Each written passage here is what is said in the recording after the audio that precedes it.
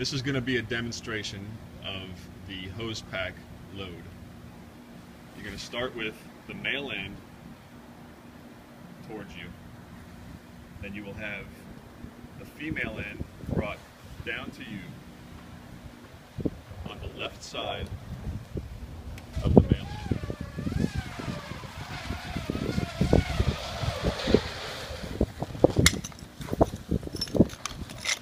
Make this end even.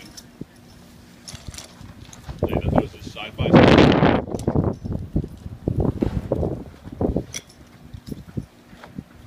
And then you'll take the looped end and bring it down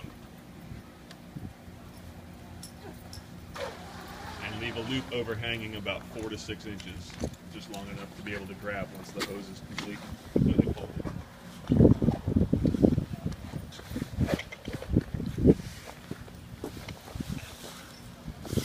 Then you'll bring the double looped end back towards the couplings, and they will lay just before the couplings so that they will end up laying as flat as possible. And the final fold goes coupling end back down to the loop end,